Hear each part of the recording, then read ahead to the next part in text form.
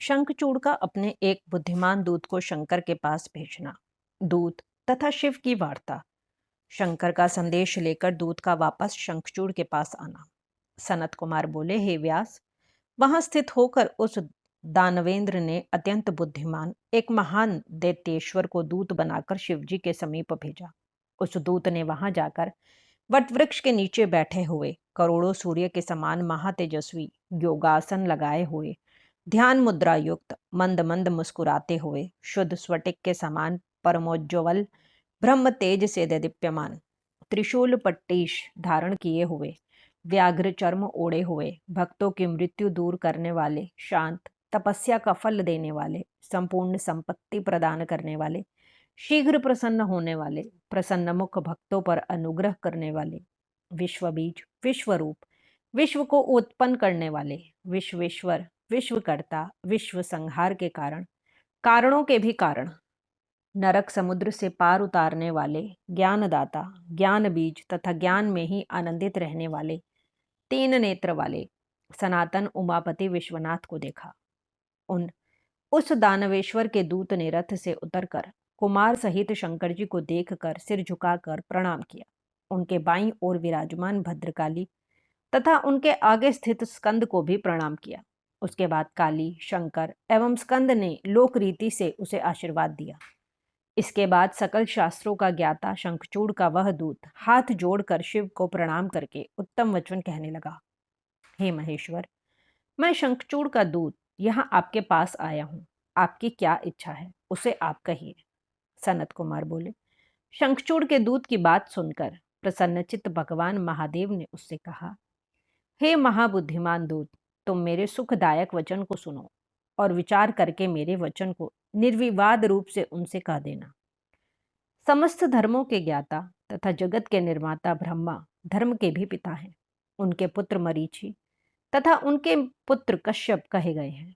दक्ष ने उन कश्यप को अपनी 13 कन्याएं प्रसन्नता के साथ प्रदान की। उनमें एक दनु नाम वाली थी, साधु स्वभाव वाली, वह उनके सौभाग्य को बढ़ाने वाली थी। उस दनु के परम तेजस्वी 4 दानव पुत्र हुए। उनमें एक विप्रचिति था जो महाबलवान एवं पराक्रमी था। उस विप्रचिति का धार्मिक तथा महाबुद्धिमान दानवराज दंभ नामक पुत्र हुआ। तुम उसी के श्रेष्ठ धर्मात्मा पुत्र तथा दानवों के राजा हो। तुम पूर्व जन्म में श्री कृष्ण के पार्षद, परम धार्मिक एवं सभी गोपों में मुख्य थे, किंतु इस समय तुम राधिका के शाप से दानवेंद्र हो गए हो। यद्यपि तुम दानवयोनि में आ गए हो, किंतु वास्तव में दानव नहीं हो। इस प्रकार अपने पुराने जन्म का वृतांत जानकर देवताओं के साथ वैर त्याग दो। तुम अपने पद पर स्थित रहकर राज्य का आदर पूर्वक सुखो भोग करो। देवगणों से अधिक द्वेष मत करो एवं विचार पूर्वक राज्य करो। हे दानव, देवगणों का राज्य लौटा दो और मेरी प्रतीक्षा की रक्षा करो। तुम अपने राज्य पर स्थित रहो और देवता भी अपने पद पर स्थित रहें। सामान्य प्राणियों के साथ भी द्वेष करना बुरा होता है। फिर देवताओं से विरोध का तो कहना ही क्या। वे सब कुलीन, शुद्ध कर्म करने वाले तथा कश्यप के वंश में उत्पन्न हुए हैं। ब्रह्म हत्यादि जो कोई भी पाप हैं, वे जाति द्रोह जनित पाप की 16वीं कला की भी बराबरी नहीं कर सकते। सनत कुमार बोले, हे व्यास, इस प्रकार शंकर ने उत्तम ज्ञान का बोध कराते हुए श्रुति एवं स्मृति से संबंधित शुभ बातें उससे कहीं। तब शंखचूड़ के द्वारा शिक्षित तथा तर्कविद वह दूत होनहार से मोहित होकर विनम्रता पूर्वक इस प्रकार यह वचन कहने लगा। हे देव, आपने जो वचन कहा है वह अन्यथा नहीं है, किंतु मेरा कुछ तथ्यपूर्ण एवं यथार्थ निवेदन सुनिए।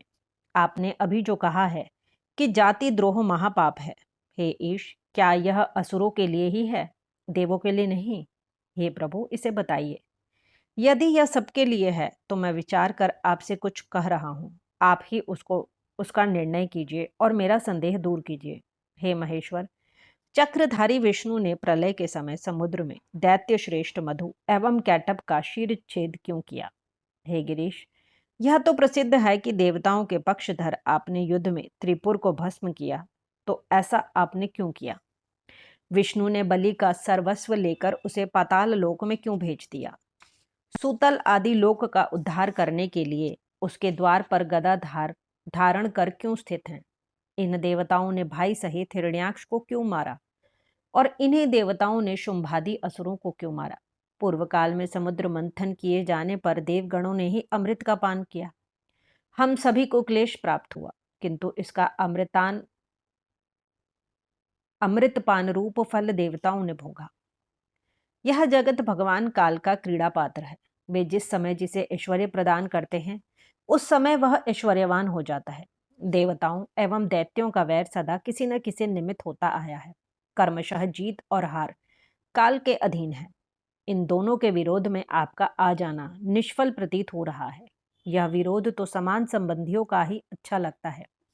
आप सदृश ईश्वर का नहीं, आप तो देवता तथा असुर सभी के स्वामी हैं। अतः इस समय आप महात्मा की केवल हम लोगों से यह स्पर्धा निर्लज्जता की बात है।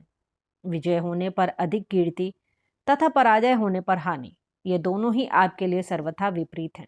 इसे मन से विचार कीजिए। सनत कुमार बोले। यह वचन सुनकर शिवजी हंसकर दानवराज से यथोचित मधुर वचन कहने लगे। महेश बोले, हम अपने भक्तों के अधीन हैं, स्वतंत्र कभी नहीं हैं। हम उनकी इच्छा से ही कर्म करते हैं और किसी के भी पक्षपाती नहीं हैं। पूर्व काल में ब्रह्मा की प्रार्थना से ही प्रलयार्णव में विष्णु तथा दैत्य श्रेष्ठ मधु कैटभ का युद्ध हुआ था। भक्तों का कल्याण करने वाले उन्हीं विष्णु ने पूर्व काल में दैत्यों की प्रार्थना से प्रहलाद की रक्षा के निमित्त हिरण्याकश्यपु का वध किया था। देवगणों की प्रार्थना से मैंने भी त्रिपुरों के साथ युद्ध किया तथा उन्हें भस्म किया। यह बात सब लोग जानते हैं। पूर्व काल में देवताओं की प्रार्थना से ही सबकी स्वामिनी तथा सबकी माता ने शुंभादि के साथ युद्ध किया और उन्होंने उनका वध भी किया। आज भी सभी देवता ब्रह्मा की शरण में गए और देवताओं सहित विष्णु ब्रह्मा मेरी शरण में आए। हे दूत, देवताओं का स्वामी मैं भी ब्रह्मा तथा विष्णु की प्रार्थना के कारण युद्ध के लिए आया हूँ। हे दूत, शंखचूड़ से कहना कि तुम महात्मा श्री कृष्ण के श्रेष्ठ पार्षद हो। पहले जो जो दैत्य मारे गए उनमें कोई भी तुम्हारे समान नहीं था। हे राजन, देवताओं का कार्य करने के लिए तुम्हारे साथ युद्ध करने में मुझे कौन सी बड़ी लज्जा है। देवताओं के कार्य के लिए मैं ईश्वर विनय पूर्वक भेजा गया हूँ। अतः हे दूत, तुम जाओ और शंखचूड़ से मेरा वचन कह देना कि मैं तो देव कार्य अवश्य करूंगा, उसे जो उचित हो वैसा करे। ऐसा कहकर महेश्वर चुप हो गए और शंखचूड़ का दूत उठा और उसके पास चला गया। इस प्रकार श्री शिव महापुराण के अंतर्गत द्वितीय रुद्र संहिता के पंचम युद्ध खंड में शंखचूड़ वध के अंतर्गत शिवदूत संवाद वर्णन नामक 35वां अध्याय पूर्ण हुआ।